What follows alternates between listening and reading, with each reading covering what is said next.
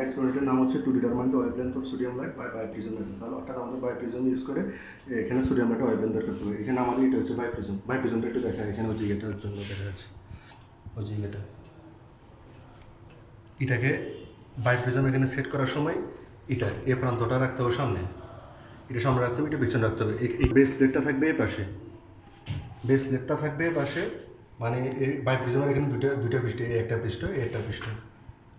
এই পৃষ্ঠের মধ্যে এটা হচ্ছে বেস প্লেট থাকবে এই পাশে, আর রিফ্লেক্টিং পেজ যেটা মানে অ্যাঙ্গেলের যে ইয়েটা ওইটা থাকবে এই পাশে। অর্থাৎ এখান থেকে এখানে হচ্ছে আমাদের স্লিপ, এখানে দেখা, এখানে যে আমরা স্লিপ বড় ছোটো করতে পারবো এটা দিয়ে।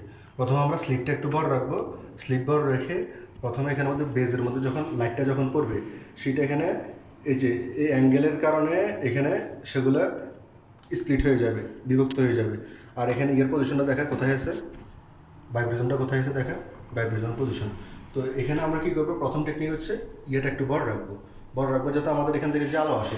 আমরা এটাকে এমনভাবে সেট আপ করবো যে লাইটটা যে আসবে মনোক্রোমাটিক লাইটটা এখানে যাতে বায়োপ্রিজমের মাঝখানে যে একটা কোণের একটা ইয়ে আছে, এটা একটা আরেকটু দেখা, কোণের যে একটা ইয়ে আছে মাঝখানে একদম কোণের যাতে এই একদম মাঝখান বরাবর লাইটটা যাতে আসে, তা এই জন্য আমরা এটাকে বা এখানের মধ্যে এই যে এটা যে নড়াচড়া করতেছে একটু নিচের দিকে আমরা নাড়াচড়া করতেছে, এই জন্য এখান থেকে নিচে টিস্যু পেপার দিয়ে এটা একটা অ্যাডজাস্ট করে এমনভাবে ইয়ে করবে লাইটটা যাতে একেবারেই বায়োপ্রিজমের একেবারে মাঝখানেই পড়ে। তো ওখান থেকে যে লাইটটা আসবে এদিকে যে লাইটটা আসবে সেটা আমরা এখানে এই পাশের ইয়েটা দিয়ে এদিকে নাড়াচাড়া করতে পারবো ইয়েটাকে, এই আইপিসটাকে। তো এমনভাবে বায়োপ্রিজম থেকে যে লাইটটা আসবে লাইটটাকে আমরা এখানে আমরা এমনভাবে অ্যাডজাস্ট করবো লাইটটা যাতে ঠিক এই বরাবর যাতে পড়ে, অর্থাৎ আইপিসি যাতে একবারে মাঝখানে পড়ে। আর যদি মাঝখান থেকে একটু এদিকে থাকে তাহলে আমরা এটা দিয়ে এই স্ক্রুটা দিয়ে আমরা অ্যাডজাস্ট করে নেবো লাইটটা। এরপর যে লাইটটা আসবে সেটা আমরা বায়োপ্রিজম দিয়ে দেখবো, দেখে আমরা এটার পজিশন সামান্য এই 90-92 বা এরকম 98-99 এই 100-র কাছাকাছি এর মধ্যে রেখে এখানে আমরা কী করবো, এখান থেকে আমরা যে স্পেকট্রাল লাইনগুলো আসবে, অনেকগুলো ডিসক্রিট লাইন আসে, ওগুলো একটু যে ফ্রিঞ্জগুলো আসে ওগুলো হচ্ছে দেখতে এরকম অনেকগুলো লাইন দেখা যাবে। তো ওই লাইনগুলাই আলটিমেটলি আমরা এখানে দেখতে পাবো। তো ওখানে আমরা একটা স্কেল আছে, স্কেলের জন্য তার এখানে আমার লিখে রাখছিলাম, এই যে এখানে স্কেলের ইয়েটা হচ্ছে এরকম, একটু বড় করে দেখা, এটা হচ্ছে স্কেলের ইয়েটা। স্কেলের হচ্ছে যে বড় দাগগুলো ওগুলো একটাতে বড় দুটো দাগের দূরত্ব হচ্ছে 1 মিলিমিটার, আর প্রতি এক ঘরের দূরত্ব হচ্ছে 0.1 মিলিমিটার। তো ওখান থেকে আমরা কী করবো, এখান থেকে আমরা ইয়েটা ক্যালকুলেট করবো, ডি না, ওখান থেকে আমরা কী ক্যালকুলেট করবো, ওখান থেকে আমরা ফ্রিঞ্জের যে ফ্রিঞ্জগুলো আমরা পাবো, এখানে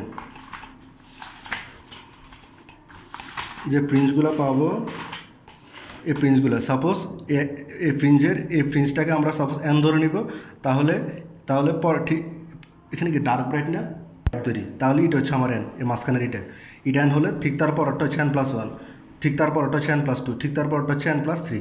তো এরপর আমরা কী করবো, এটা n+4, n+5, n+6। তো এইভাবে আমরা এই দূরত্বগুলো নিব, এই যে এগুলো হচ্ছে যে আমাদের সেই দূরত্বগুলো। এটা হচ্ছে এনের পজিশনটা, এটা n+3 এর পজিশনে আমাদের স্কেলের রিডিং কত, তারপরে হচ্ছে n+6 এর পজিশনের রিডিং কত। আলটিমেটলি এগুলো ডিফারেন্সগুলো থেকে আলটিমেটলি আমরা এখানে এগুলো আমরা বসা দিতে পারবো। তো এখানেও যে ভ্যালুগুলো পাবো এগুলো এখানেও বসানোর পর আলটিমেটলি আমরা উইথ অফ দ্য 3 ফ্রিঞ্জ, যেহেতু n+3 থেকে 3 n গেলে 3 থাকে, তো ইয়ার উইথটা পাবো, এরপর ফ্রিঞ্জের উইথ পাবো আমরা, এরপর আলটিমেটলি মেনটা নিব।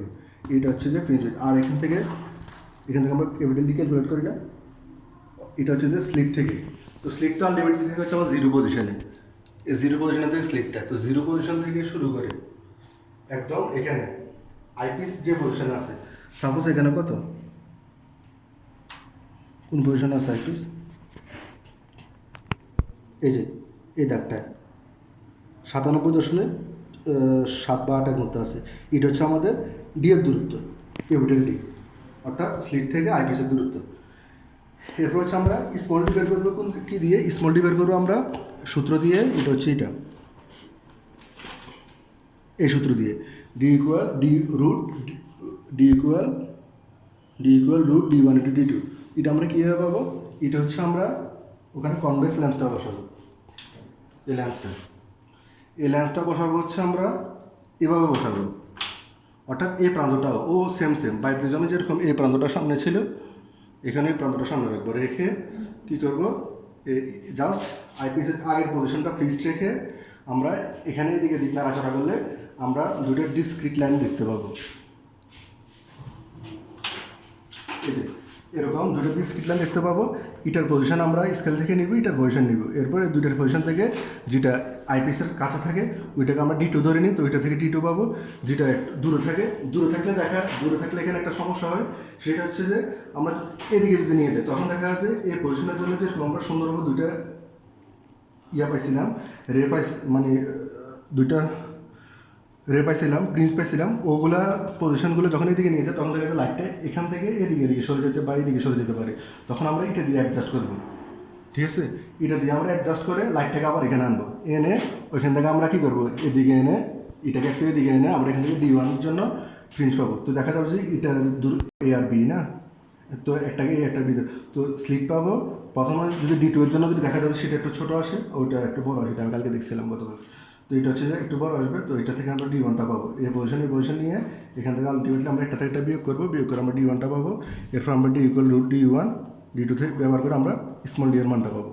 তো স্মল d এর যে মান পাবো আলটিমেটলি, এরপর আমরা কী করবো, এখানে আমরা স্মল ডি ক্যাপিটাল ডি বসাবো, আর ভিটা করতে আসে প্রিন্ট যদি বুঝতে প্রথম টেবিল থেকে যে ফ্রিঞ্জ উইথ পাবো, ওই ফ্রিঞ্জ উইথ ভিটার মানটা আমরা এই যে ফ্রিঞ্জ উইথ ভিটার মানটা আমরা এখানে বসাই দিব। আলটিমেটলি আমরা ওয়েব পেয়ে যাবো, এরপর এররটা নিয়ে আমাদের কাজ শেষ। আর এখানে টেকনিকটাকে এখানে বলে রাখি যেহেতু আমাদের